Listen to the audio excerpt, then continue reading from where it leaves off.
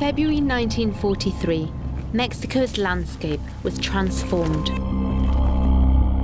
After weeks of rumbling within the earth, a fissure opened in the ground,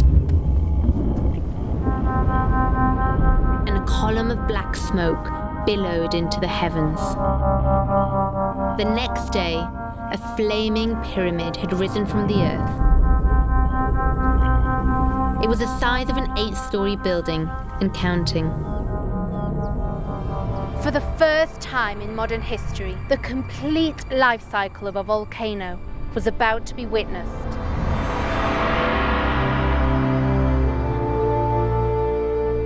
Hundreds fled as rivers of lava consumed the local villages.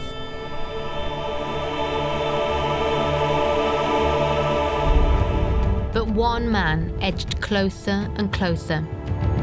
He was an aging Mexican artist called Dr. Atl, and he began obsessively and recklessly painting the convulsing fire.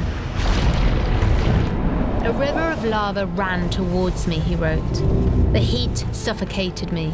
I felt myself burn. Dr. Atl lived to paint the volcano multiple times in works of visionary power. When the volcano erupted, the lava covered everything. Atl must have been so overwhelmed and somehow so inspired by this. For Dr. Atl, the allure of the volcano was as a symbol of radical, unstoppable transformation. It embodied an ever-changing Mexico, a nation propelled through history by 3 main forces. Land and nature, which have been both the source of life and a cause of conflict and death since the earliest times. The struggle for power, which has defined this nation's history over millennia. And faith in Mesoamerican gods and Christian iconography, which has been ever present throughout its existence. They are the beats, rhythms, and currents of Mexico, and they run through my blood. As an artist born here and with roots stretching back generations, I want to take you on a journey through these 3 great stories that have shaped not just Mexican art, but Mexico itself.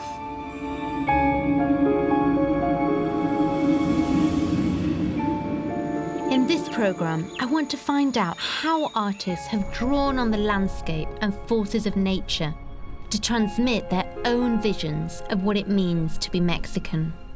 Because from the earliest times, depictions of Mexico's land have never just been about conveying their sublime beauty, but about projecting topographies of ideology and identity. The art of Mexico's landscape has helped project the worldviews of ancient civilizations. It forged new national identities in times of crisis. And it established revolutionary imagery that for the first time was distinctly Mexican. Art that's not simply about this land. Art that could only be of this land.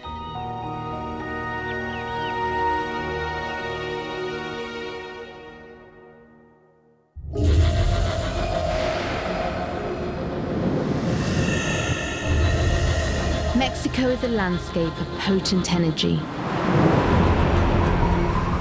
An ongoing collision of vast tectonic plates.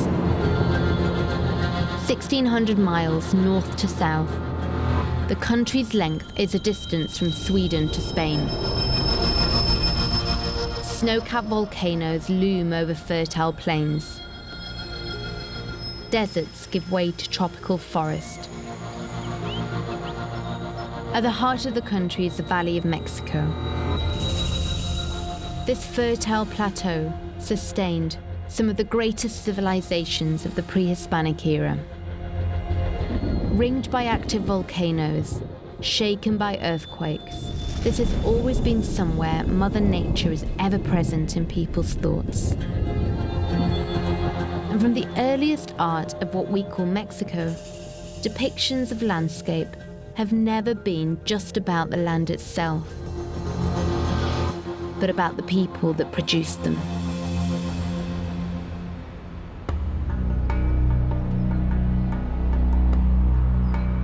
Teotihuacan was a civilization that flourished here over 1,500 years ago, long before the more famous Aztecs.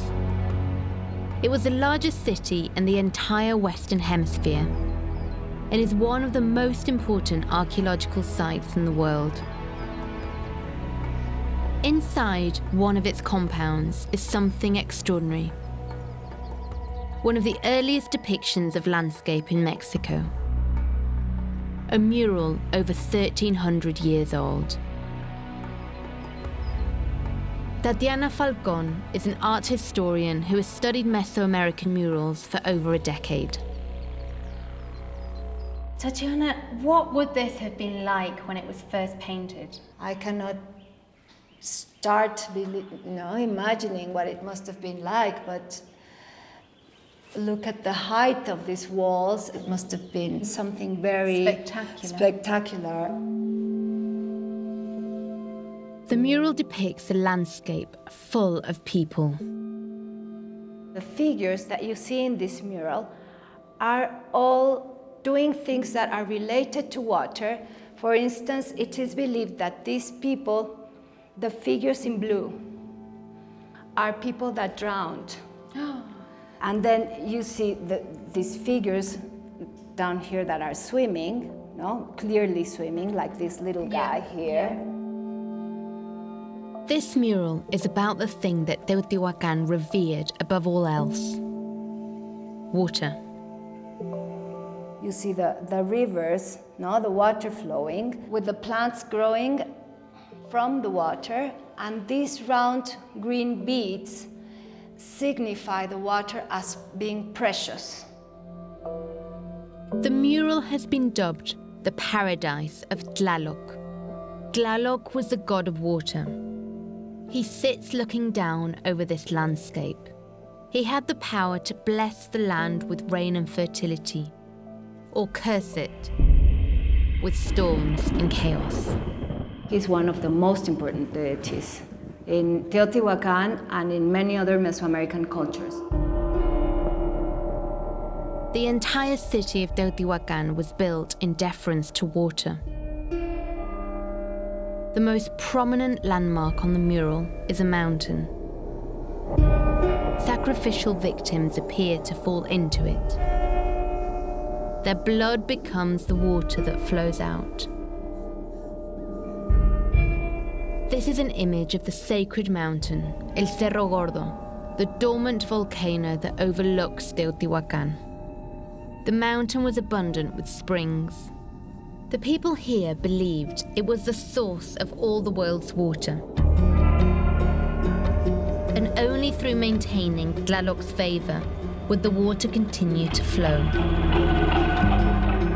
So the temples of Teotihuacan are built to honor the mountain by their likeness. In their art and architecture, the people here venerated the natural world around them, because the landscape embodied their worldview.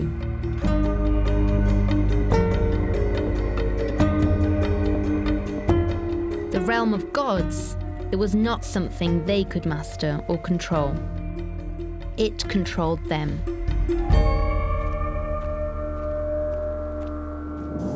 Teotihuacan was destroyed in the 7th century. 600 years later, the last great civilization to rule the Valley of Mexico migrated here from the north. We know them as the Aztecs, and the natural world was the center of their artistic universe too.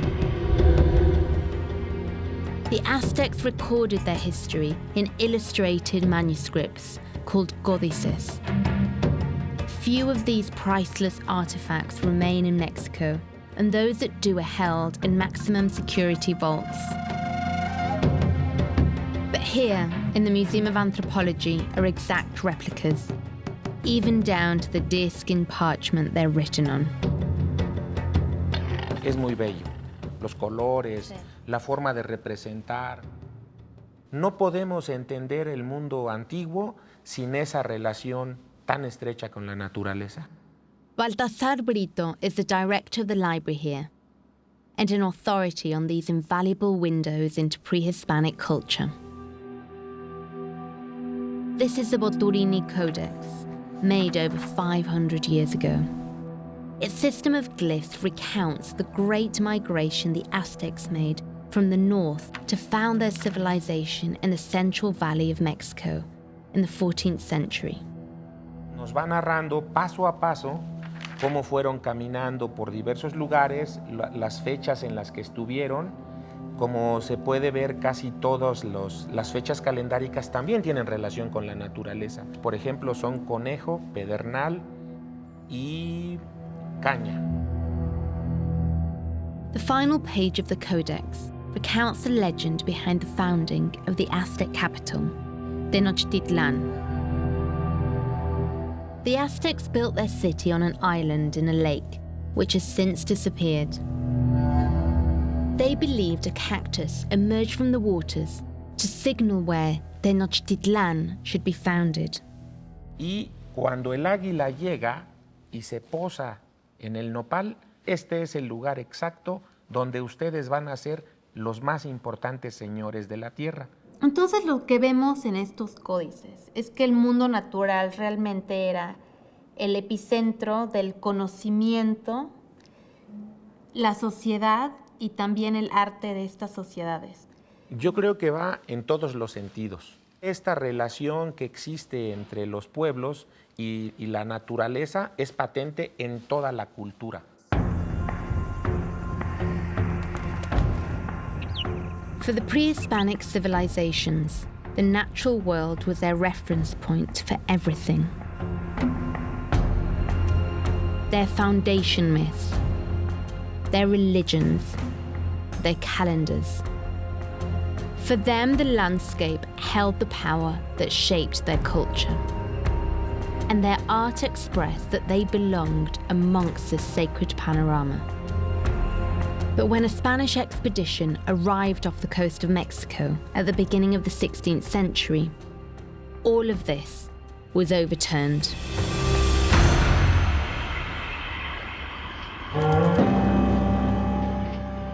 The Spanish conquest was a cultural holocaust for the Mesoamerican civilizations. Mexico City was built on top of the Aztec capital,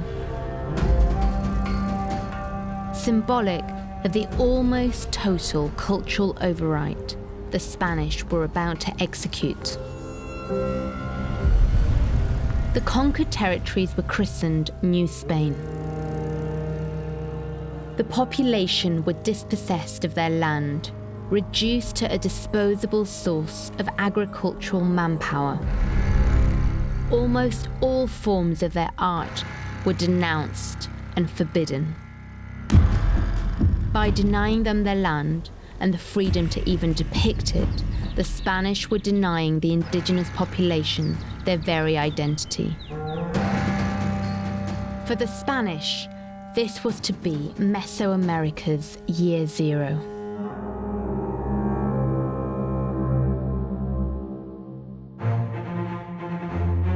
The colonial hub for the reboot of Mexican art was here, the Academy of San Carlos. It was the first Academy of Arts in all the Americas. It's still a functioning art school today, where individual style and expression are encouraged. But in the 18th century, professors from Spain crossed the Atlantic to instruct in the European academic style. This room is hung with sketches made over the centuries by previous students. They were examined on their ability to accurately copy mock classical sculptures. So this painting in particular, which belongs to Luis, would have been his exam. It's an exact replica of this plaster cast. He would have had to precisely copy it according to the methods that they'd been taught of how to create light and shadow with pencil. And he would have to be extremely precise in order to even pass his exams. San Carlos was more than a school. It was a ministry of taste. And students were encouraged to aspire to the art of just one place, Europe. So the early art of New Spain was a lot like the art of Old Spain. The style, from Baroque to neoclassical, reflected trends in Europe. Very little about it seems authentically Mexican. The same applied to the subjects of colonial painting, predominantly portraiture and historical scenes. What's absent in the art of the post-conquest is the Mexican landscape. Leaving the oppressed indigenous masses cut adrift from the very source of their identity. But the story of the struggle to reunite the indigenous peoples with their landscape is a story of the emergence of Mexican art itself.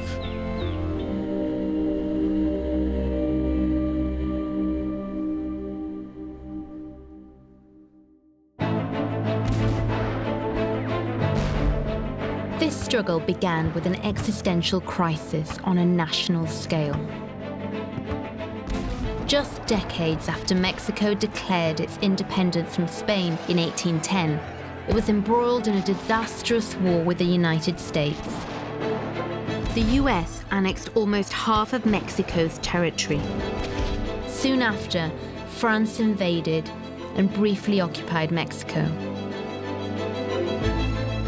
These humiliating catastrophes left this young nation on the brink of collapse.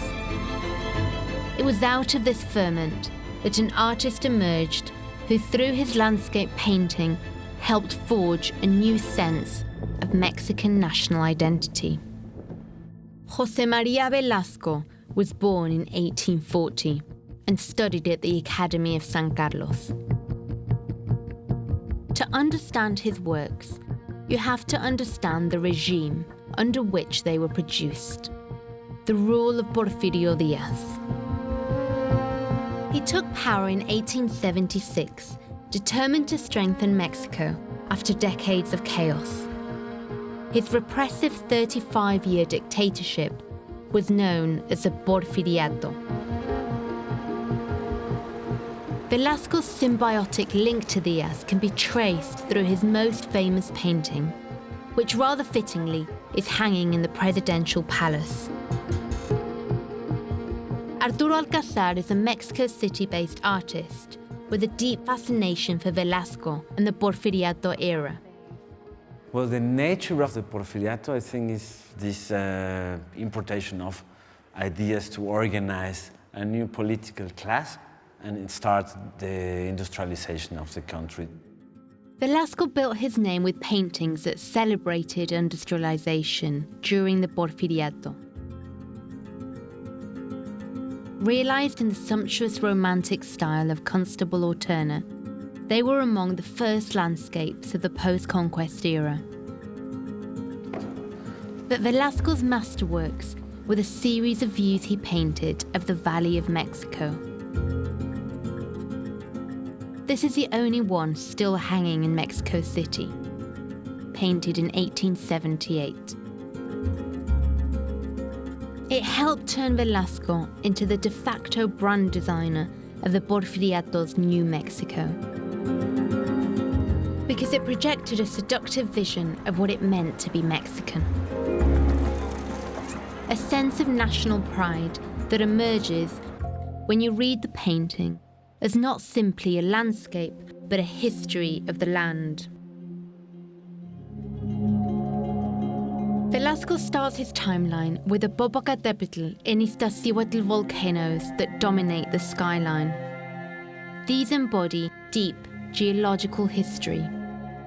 In the primary elementary school, it's teached this way of being proud of the landscape, of the volcanoes. Next, Velasco evokes pre-Hispanic civilization with the remains of the lake that surrounded the Aztec capital and the causeways that once connected it to the land. symbolize the 15th century Spanish conquest, there is a Basilica de Guadalupe, an iconic church in Mexico's conversion to Catholicism. I think it's of a big importance for Velasco as a Catholic to put in this place, which is of a big importance in terms of the religious control. Everything suggests that with God's blessing, history has led to what Velasco paints dead center, Mexico City. The capital of the Porfiriato is rendered every bit as integral to the landscape as the ancient volcanoes. There's very little animal life.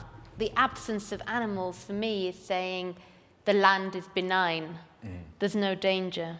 You can walk the land. Domesticated, kind of a postcard, no? Like a touristic postcard. Come and make your industry here. Yeah? It's like full, empty of savage. Velasco's works rediscovered the power of landscape to create a sense of identity. I think they can be seen as a propaganda, is part of a fiction, of a new representation of Mexico. Velasco's landscapes hung in state exhibitions where they won numerous awards. He became the first Mexican artist to gain an international profile. But was this really Mexican art? For all its beauty and power, its style was firmly in the European Romantic tradition. This was still European art, made in Mexico.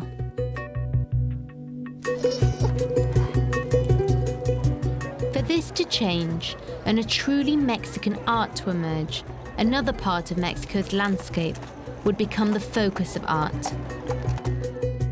Something reduced to ornamental detail in the foreground of Velasco's painting. The indigenous rural peasantry who worked the land as near slaves of the colonial elite. Their fight to reclaim ownership of the landscape, the very source of their identity, would be at the heart of a revolution in both society and art. An artistic revolution that started with the story of two exhibitions. In 1910, the Mexican government proclaimed an art exhibition to celebrate the 100th anniversary of independence. This show was to feature exclusively Spanish art, still considered the apogee of aesthetics. This did not sit well with a Mexican writer and thinker called Gerardo Murillo. Murillo had travelled in Europe, returning to Mexico an anarchist. Mexican art, he declared, was a stagnant imitation of archaic European styles. Murillo became a mentor to young artists at the Academy of San Carlos. He believed it was through the painting of the Mexican landscape they could achieve a genuinely national art. When Murillo learned of the exhibition featuring Spanish art, he staged a competing show featuring works by his many protégés. Among them was a landscape that marked the start of a new direction for Mexican art. At first glance, it doesn't appear a landscape painting. But in fact, it depicts one of the Mexican landscape's founding myths. The story of how the famous volcanoes Popocatépetl and Iztaccíhuatl that dominate the Valley of Mexico were formed. The original painting was in 3 parts. This is one of them.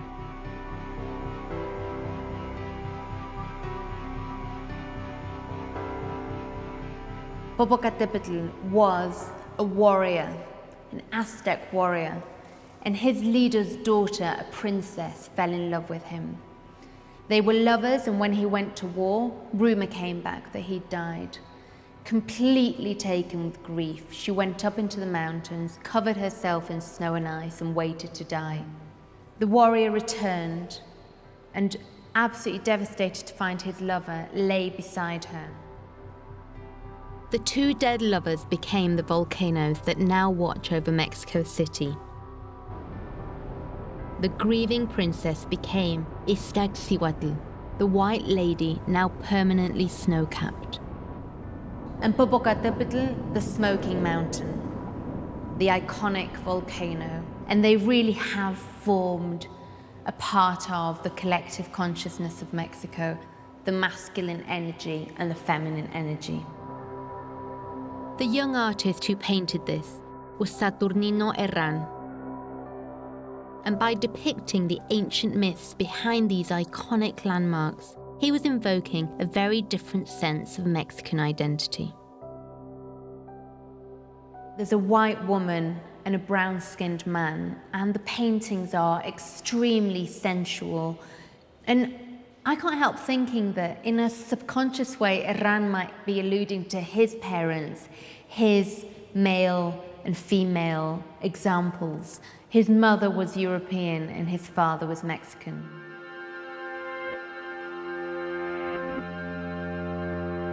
In a milieu totally dominated by Spanish and colonial imagery, it can't be emphasized enough how important and groundbreaking this synthesis of landscape, pre-Hispanic allegory and fine art was at that time. But this painting was only the beginning of the new artistic trajectory Herrán was helping plot.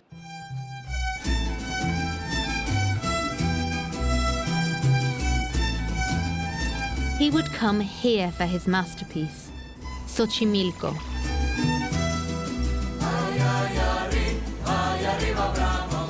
A network of canals southeast of Mexico City. These waterways are home to ancient farms and rural traditions. Hola. Hola, ¿cómo estás? Bienvenida, estamos en Viridiana. Luis Vargas Santiago is an art historian who has written extensively about the evolution of Mexican art.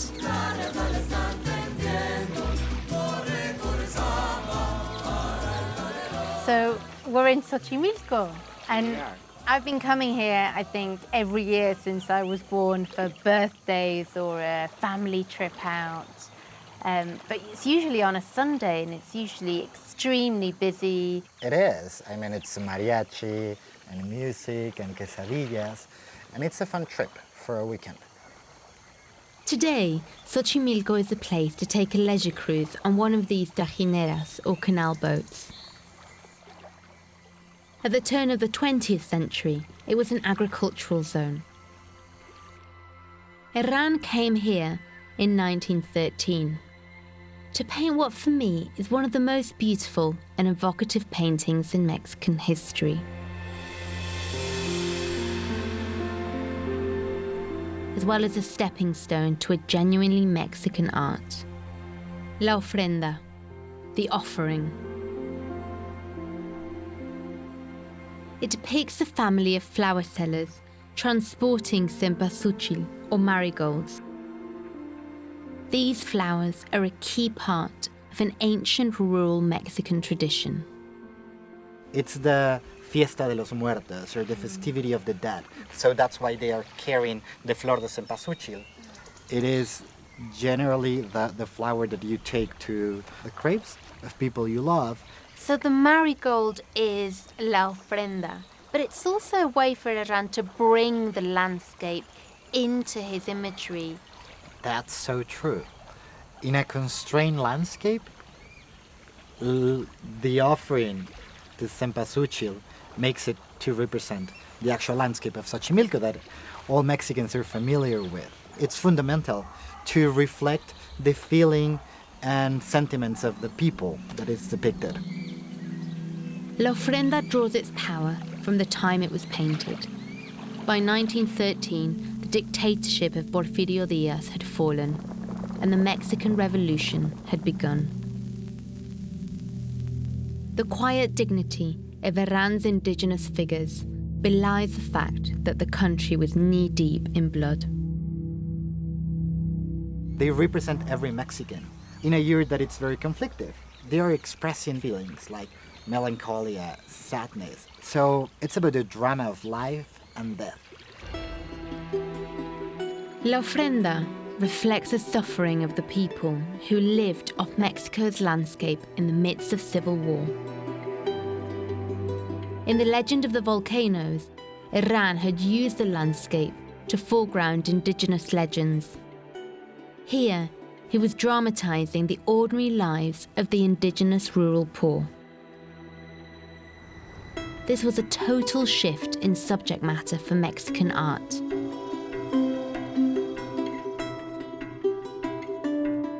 But while the subject matter was new, stylistically, Herran was still working within a European framework, drawing from symbolism and Art Nouveau.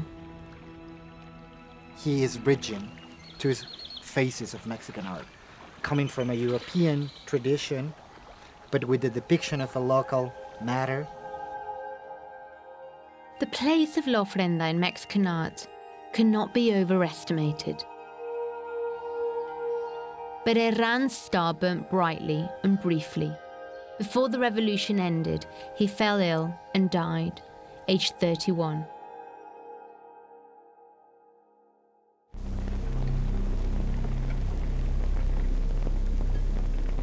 But the revolution's upheaval provoked deep introspection about what it meant to be Mexican. The war lasted 10 violent years. 1 million people died, over 10% of the population. It radically reshaped the identity of the nation and its art.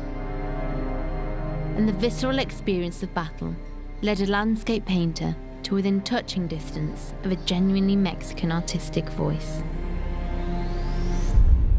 His name was Francisco Goitia, and this is a work he produced in the aftermath of a battle in 1914. It's a complete departure from Mexican landscape painting. This is landscape not as paradise, but as purgatory. The story of this painting marks the start of one of the most astonishing artistic journeys in Mexican history. A journey that began on hostile terrain. In 1914, two armies faced each other on this hill overlooking the city of Zacatecas in northern Mexico.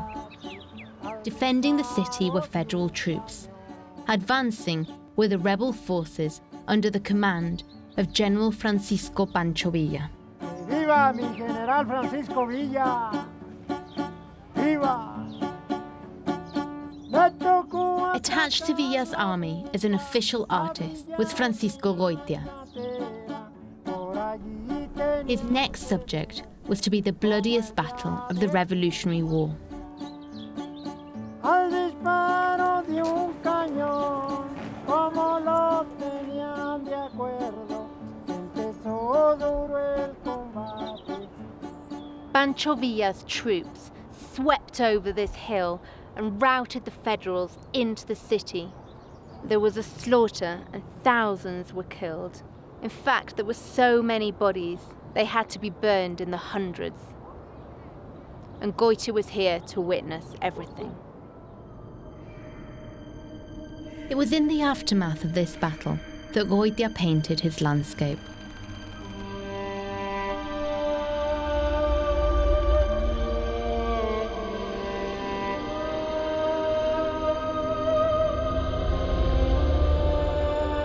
How he produced it is every bit as shocking as the image itself.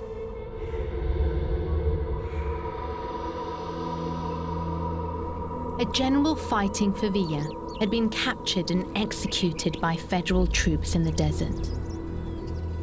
His headless corpse was hung from a misshapen tree. Shortly after, the general's ambushers were themselves killed. Goitia learned of the incident and found their grave. and with admirable commitment to authenticity, he exhumed their corpses, hung them from trees, and sketched a study for his painting.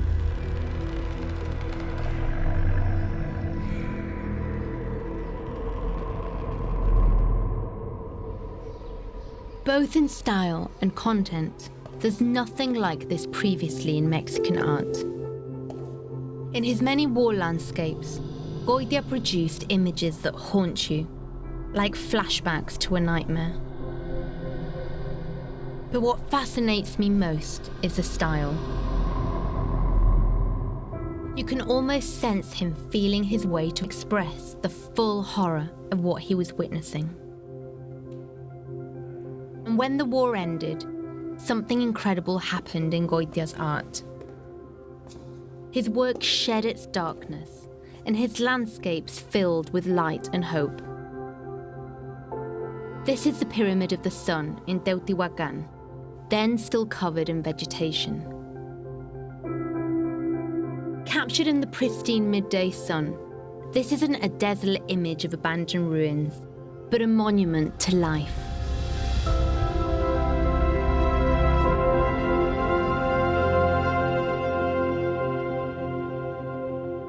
It's completely entombed in vegetation. But it's almost as if the area itself is pregnant with this pre-Hispanic culture that's aching to be reborn. The texture is incredible, it's so sensuous. He's done layer upon layer upon layer. It's almost 3D. Among his post-war landscapes, what I find so incredible is how Goitia appears to deliberately play with style. Almost from work to work, his style transformed from one to another. If you see a room full of his works, they almost look like they could have been made by different artists.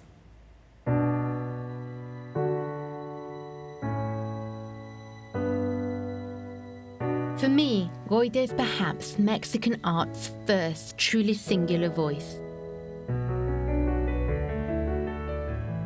Like Herrán, he focused his painting on what was uniquely Mexican, this country's land and rural culture. But he combined this with freeing himself from any stylistic straitjacket.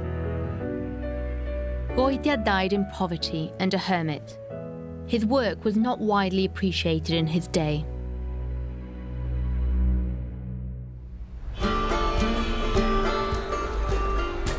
But among those he did influence were a group of other artists set on using the landscape to recalibrate Mexican identity in the wake of war. By evoking ancient connections to the land, these artists would create a truly Mexican art that would resonate the world over. The revolution ended in 1920 with a socialist alliance in power. The war had been fought over land. Who should work it, who should own it, and who should profit from it? The new state aimed to restore the bonds between the indigenous rural masses and the lands the Spanish had dispossessed. Through this, a new Mexican identity would be forged. It fell to art to broadcast these ideals, and in the revolution's optimistic aftermath, public murals were commissioned. One of these at the Agricultural College of Chapingo, outside Mexico City.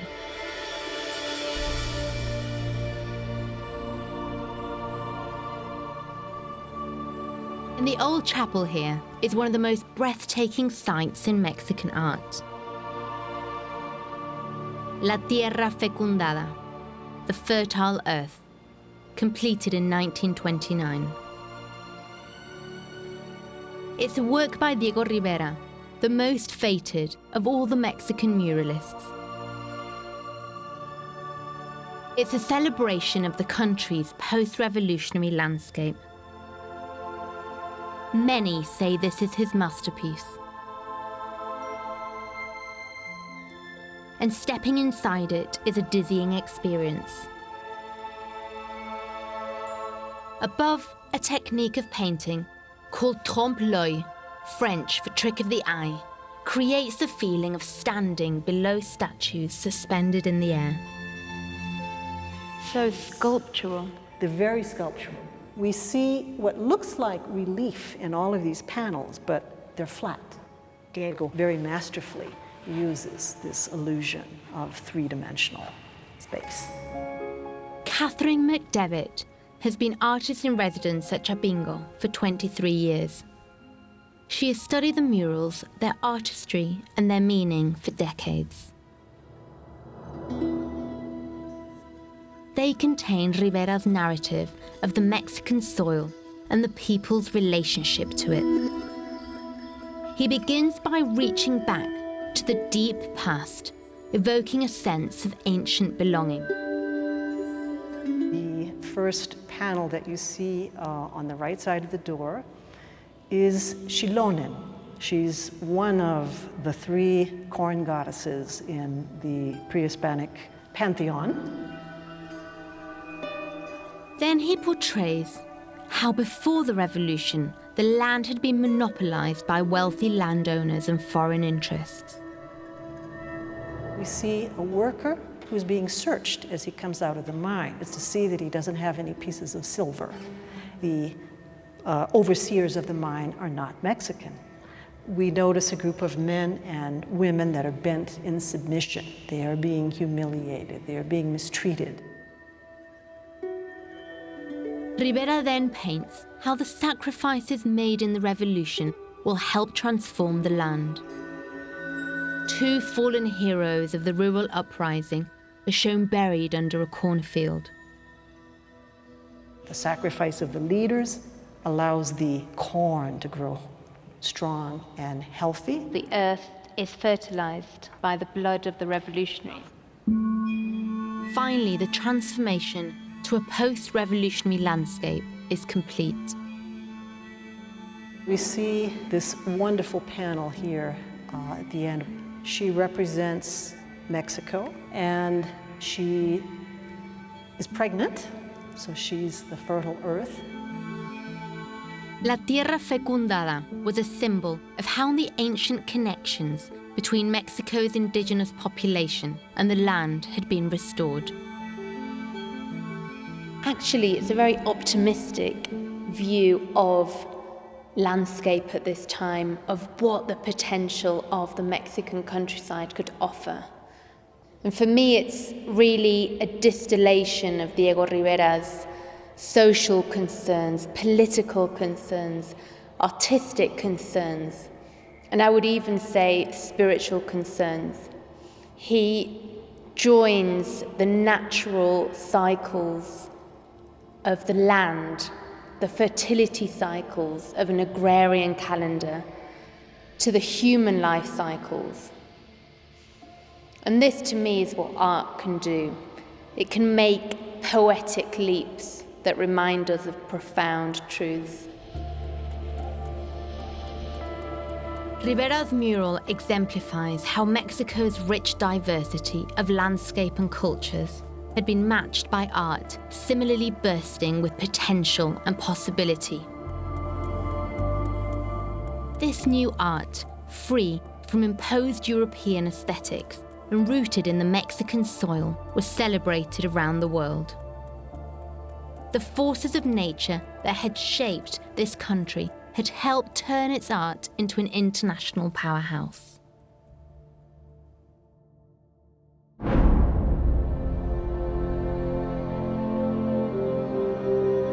But this new artistic voice wasn't just limited to celebrating post-revolutionary identity.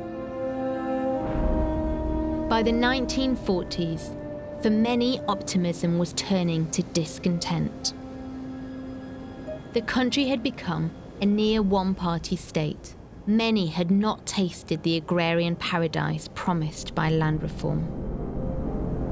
And personal frustrations with lack of change were about to find their perfect expression in the shape of the Mexican landscape's most awe-inspiring sight.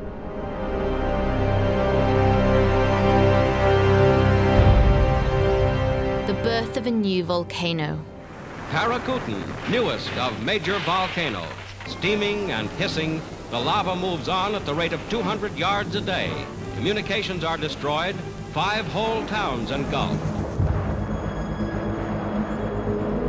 The volcano of Paracutin burst through a quiet cornfield in the state of Michoacan in 1943. It was an international sensation, the first time the complete life cycle of a volcano was witnessed. But it wasn't just a geological attraction. Just weeks after the eruption, a bearded white-haired man called Dr. Atl arrived and built a hut by the site. Day and night for several years, he furiously painted Paracutin in an incredible otherworldly style. It was as if an obsessive mystic had been presented with a vision that needed capturing in every detail.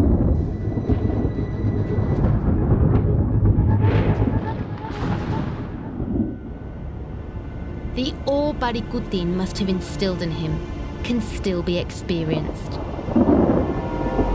As the colossal lava flow approached the local church, people planted wooden crosses in its path, calling on God to stop its progress. The lava covered everything, and just as it was approaching the altar, it seems to stop to a dramatic halt. So here on one side is the lava, and literally a meter later are the columns. So people come here, pilgrims, locals, from all over Michoacan to leave their ex votos, which are their thank yous, their gratitude for miracles. During the eruption, the volcano seemed to have the power to wipe the old order from the earth. It feels like Mother Earth is just crashing her way into our buildings. It feels almost like a clash between nature and civilization. And I kind of get the impression that Atl must have been so overwhelmed and somehow so inspired by this incredible natural phenomena.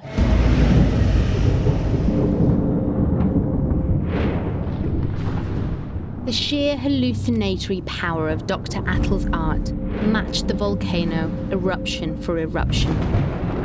To understand this obsession, you need to understand something about the man.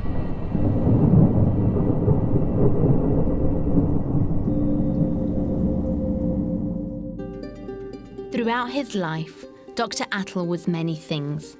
He was a polymath, novelist, poet, polemicist, philosopher, as well as someone whose path this story has crossed already.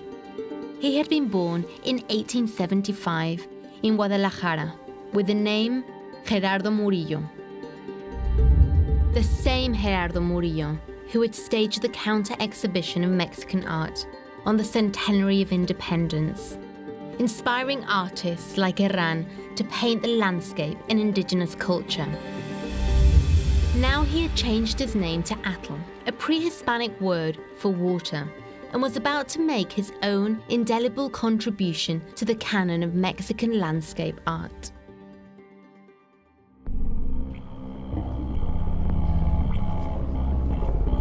Some of his key works hang at the Museum of Modern Art in Mexico City. He was playing many different interesting roles through history. So it is this kind of visionary Renaissance man. He was always sort of promoting a certain way of making this country something better. Mario Garcia Torres is a contemporary artist who's had a lifelong fascination with not just Dr. Atl's art, but the motivation for it. Today, when you look at a painting, you really think, why was he doing this? What is this sort of bohemian guy going out to the landscape and doing that? Atl had been part of an anarchist art movement who believed artists should rule the world.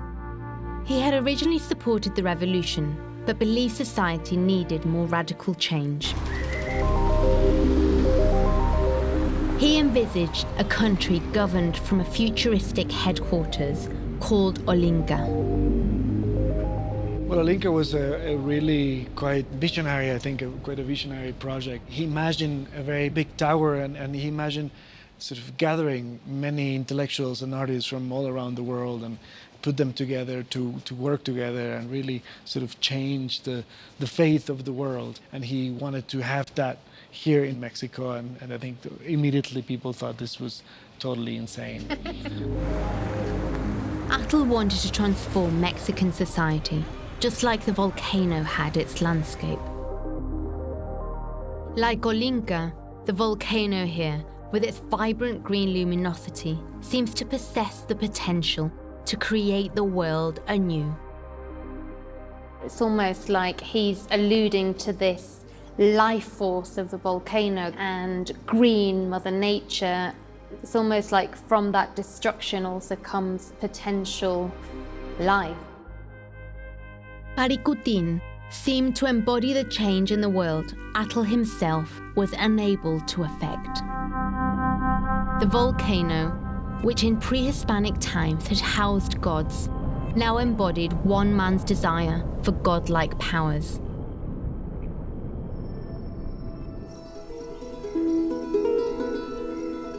The art of Mexico's landscape had shown it could accommodate numerous visions, multiple identities.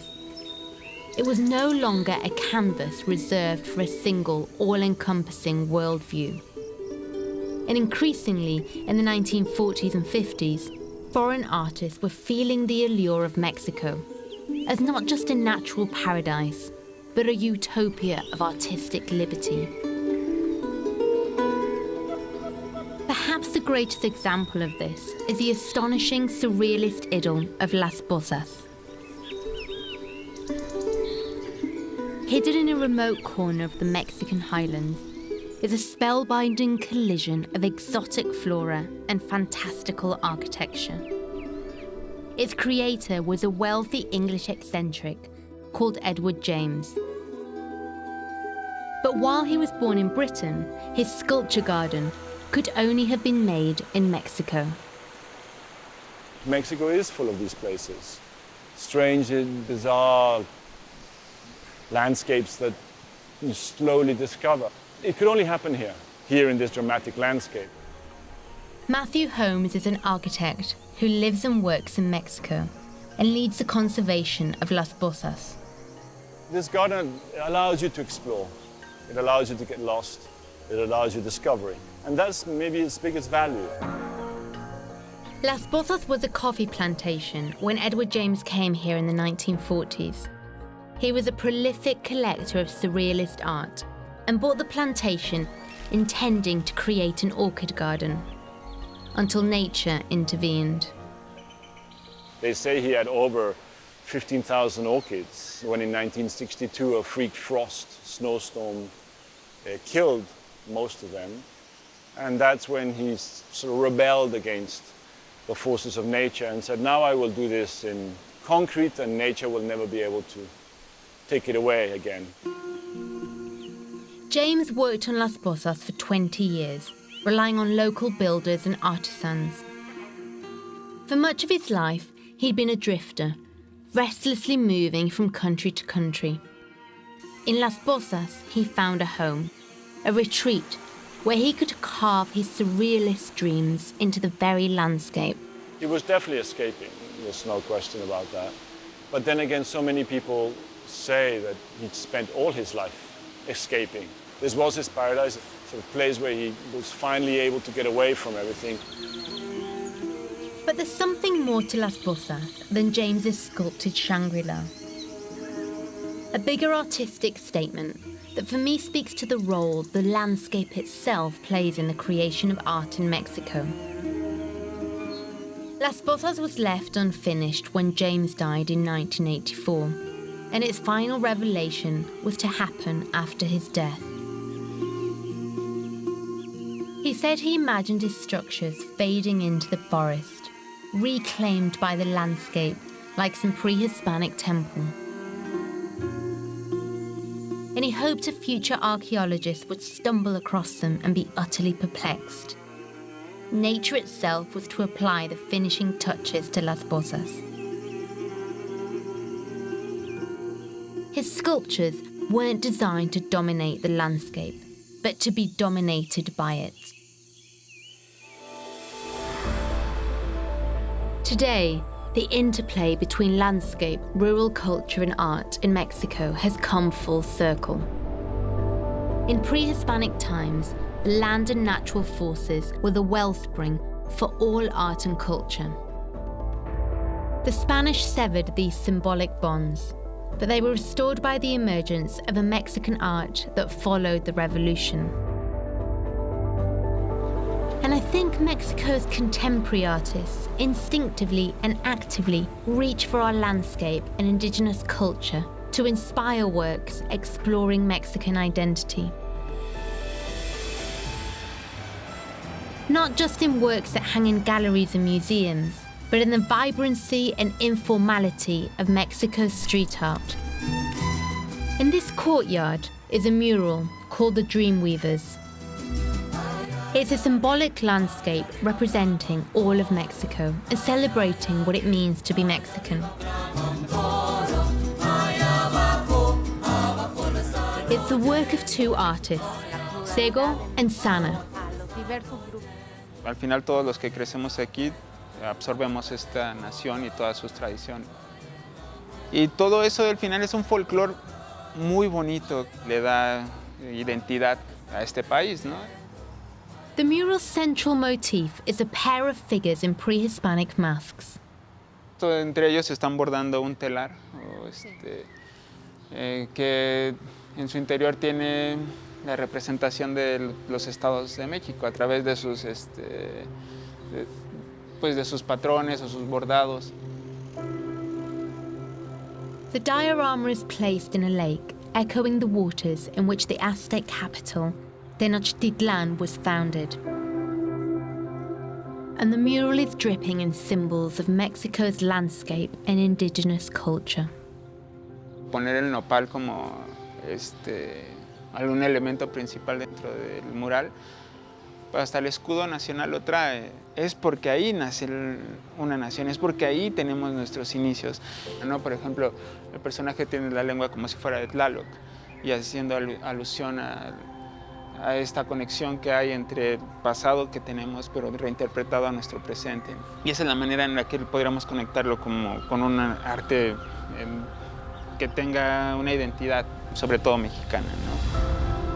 This mural, a romantic representation of Mexico's origin myth, was commissioned by the Museum of Popular Art to celebrate the 200th year of Mexican independence.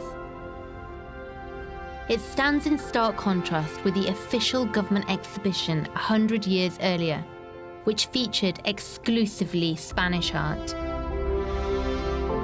But since the revolution, it has become inconceivable that art designed to celebrate Mexico would not celebrate its lands, its nature, and its rural traditions. These themes continue to give Mexican art its unmistakable identity. In the next episode, I explore how artists responded to the struggles for power that forged Mexico and how its history has been defined by art.